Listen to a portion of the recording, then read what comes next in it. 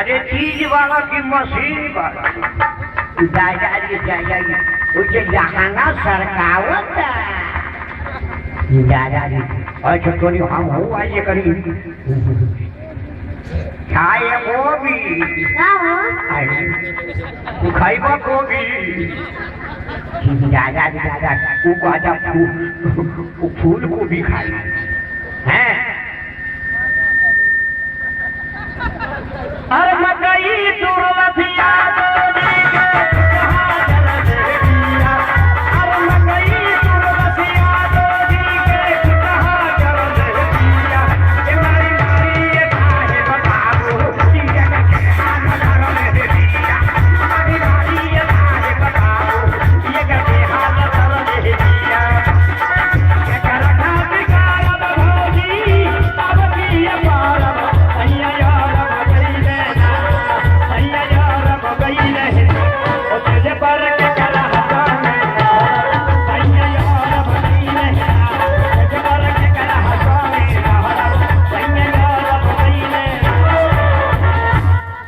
चलो आधार कार्ड बनता अपने विचार करके हम हो जाके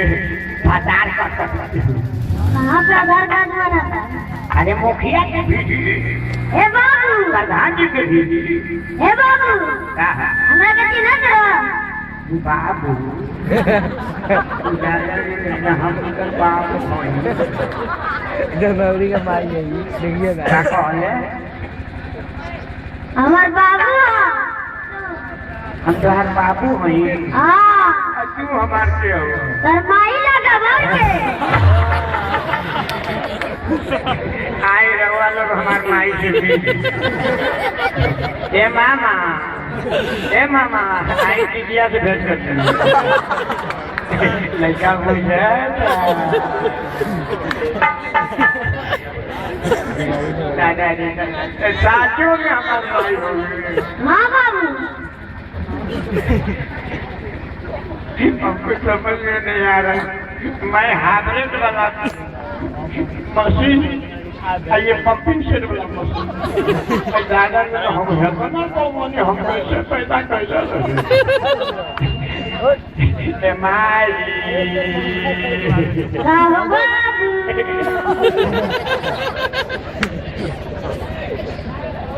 आई है बोलो हे बाबू क्या काहे खातिर रोवा तरफ पीवा का दादा ने पैसा खोने के आई भाई किताब आई हमरा के दूध पिलाई और का पिलाई हाँ हमारा के ना चाहिए और पूरहू के पिया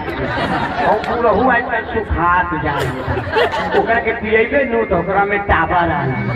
कौन चीज के टाबर है वो हाथ के टाबर जब हे बाबू कहा गया है हकीकतों की जिंदगी अरमानों का इंसाफ कैसा होगा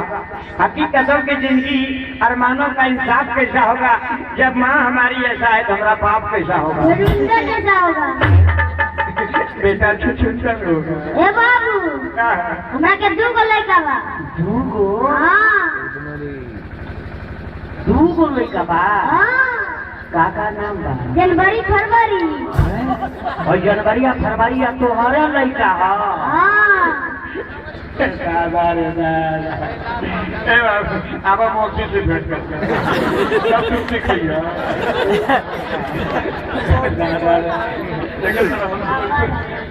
माई अगर साहब अगर हमारी माई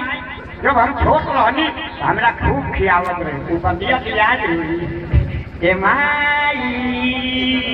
का हो बाबू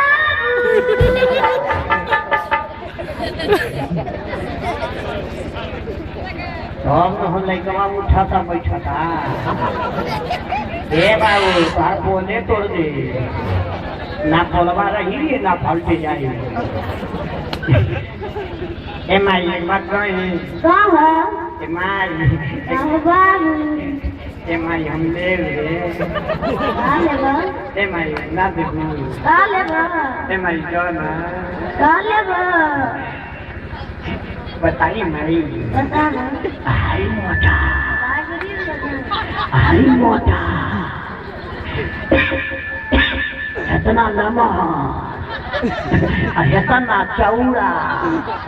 हैं जब ओकरा के छुआ तनी न तो माई ओकरा से जानत नहीं थाप थाप थाप पानी चुएला हैं हाँ केला लगा केला ना बढ़िया टुसु हाई मोटा